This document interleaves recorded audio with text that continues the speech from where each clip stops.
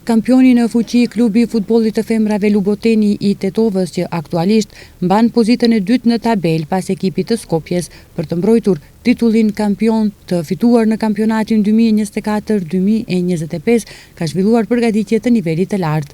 Ndaj dhe të gatshme presin fillimin e sezonit pranveror. Trajneri Bojan Stamenković tha se ekipi i tij është i gatshëm për vazhdimin e kampionatit dhe këtë do ta dëshmojnë që në ndeshjen e parë të përballet me KF Reqica.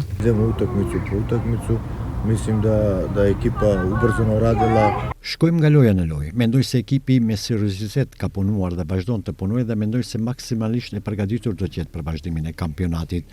Ndërsa gjatë kampionatit dhe në periudhën që vjen nga dita në ditë, ekipi ynë ngritet dhe do të arrijë formën e duhur atëherë kur do të luajmë ndeshjet kryesore.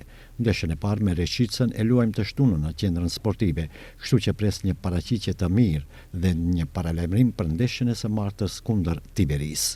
Klubi i futbollit të femrave Luboteni në këtë merkato dimrore ka sjell disa përforcime, ndërsa një super prurje është futbollistja nga Struga Ylza Maksuti, e cila premton se do t'japi më të mirën nga veqja në ekipin e ri.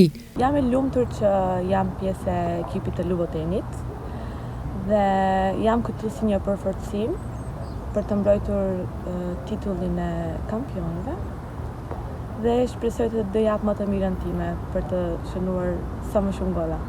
Në javën e 15 të kampionatit në ligën e parë të futbollit të femrave takohen Kamenisa Sasa Tiveria, Istatov 2025 Skopje Koçani, Bardari 2023 Top Gol dhe AC United Skopje 2014.